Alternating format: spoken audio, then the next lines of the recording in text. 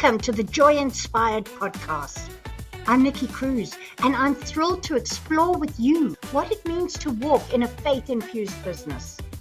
This is your space to find powerful tools and insights, to build with resilience, and to create impact through your unique purpose, discovering a joy that only God can provide.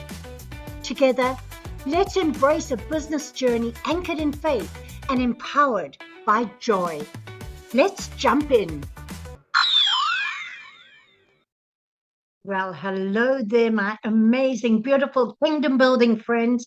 It's Nikki Cruz, and we've hit episode 23 of the Joy Inspired podcast. And today's episode is both tender and powerful. It's hitting one of those places that we don't like to address and we don't like to talk about, because today we're talking about how joy helps you recover your purpose, even in those times when life feels hard. You know, those days where you just think this sucks. But before we get there, let's just be totally clear that joy and happiness are two different things. Joy walks with you in the fire.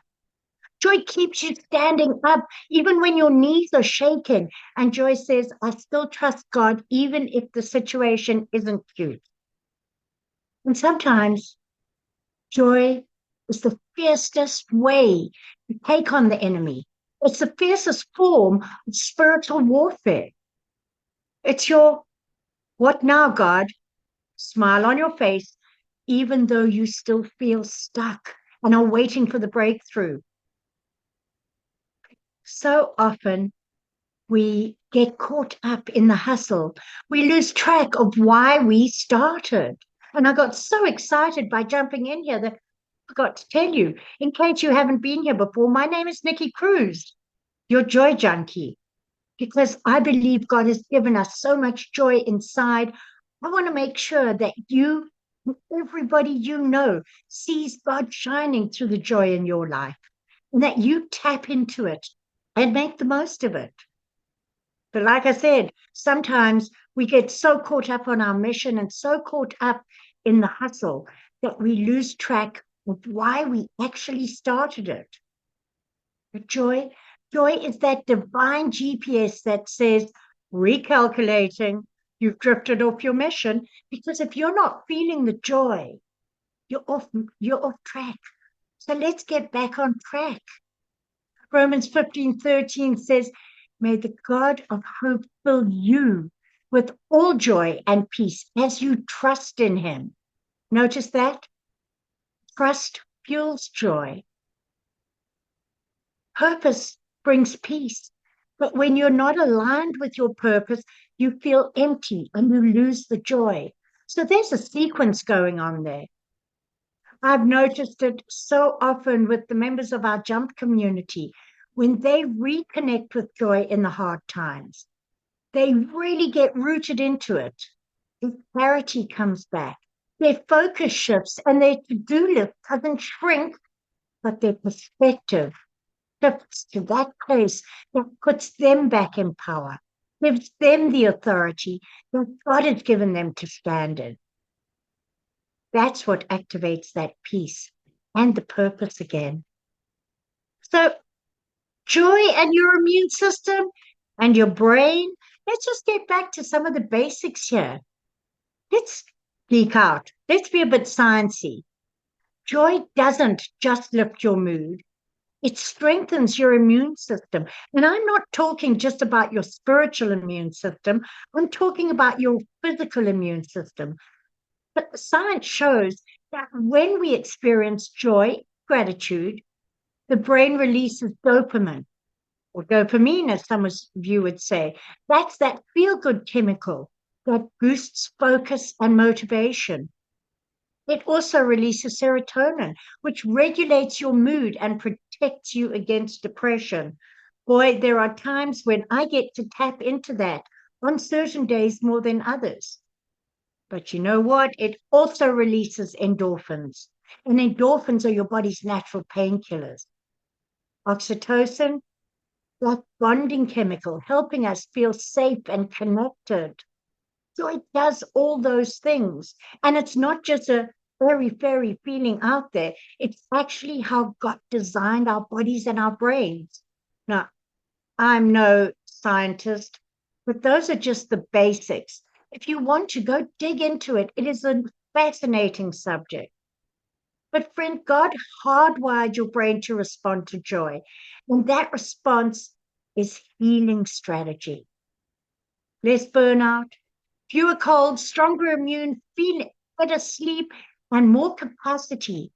Carry on and keep going. To carry out your calling, to live out your purpose.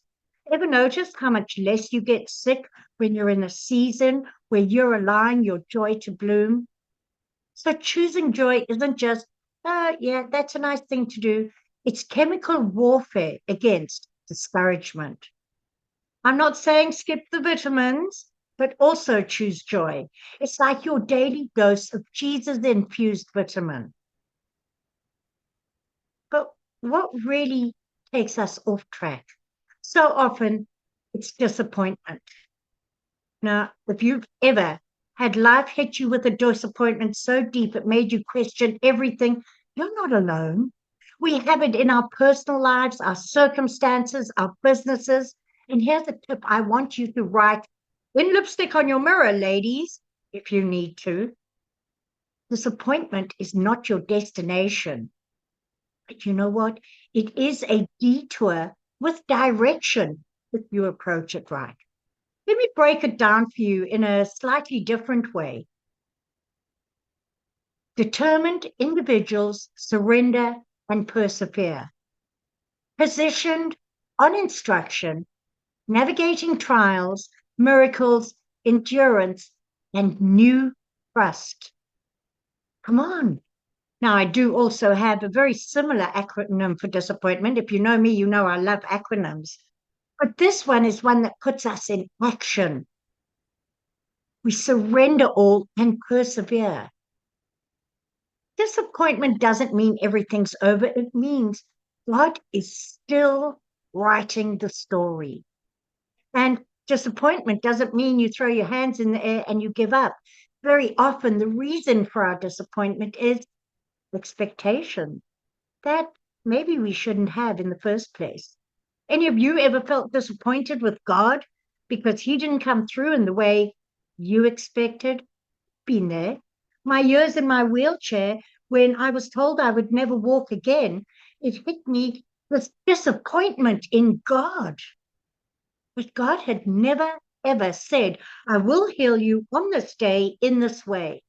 I believe God will heal us all. I don't believe it always manifests in this lifetime. So just remember, God knows what He's doing. Surrender your disappointment to Him. You can be honest with Him about your feelings.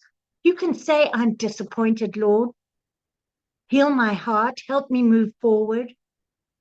You get to acknowledge that pain.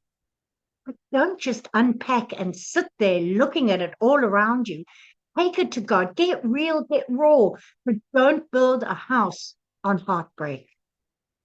Instead, just say to God, Lord, where are you leading me through this? And then you guessed it, choose joy as resistance, joy as obedience, joy as proof that the pain doesn't get the last word, even in those tough situations. Because so much comes crashing in when we lose our joy. And I don't believe we ever lose it. That's just a term of praise. Your joy is always there, it's always inside you. But when you're not feeling the joy, when it's not blooming, when it's not evident in your life, everything becomes a little more constrained and tighter. Our patience becomes thin, our tone becomes sharp, our hugs are hasty and quick. When we get that joy back, you become a safe space again for yourself and for others. And you speak with compassion instead of criticism. And you laugh and linger at the kitchen table instead of rushing off to get on with the next thing. Joy doesn't just benefit you, joy blesses everyone connected to you. And that's always why I say joy is contagious. But in the most amazing, holy kind of way. It's magnetic. It will draw people to you, but it spills over onto them. And I was never more proud than when I was told that I just walk around sloshing joy all over everybody. What an amazing thing to have said about you because of the benefits that come with joy. If you're leading a family, a team, or a movement, using joy is actually a form of servant leadership. Your joy softens rooms and it heals atmospheres. It draws people in. Isn't that how you want to minister to people? So I'm going to encourage you today, get back to, instead of focusing on the disappointment and getting sidetracked by it, let that disappointment refocus you on your why. But this time, look at your why through the lens of joy, pressure. This is what I've got to do. This is what I'm designed to do. This is what I was created for. And let it breathe. Let that why purpose sing again. And then don't forget to download your free printable scriptures about joy.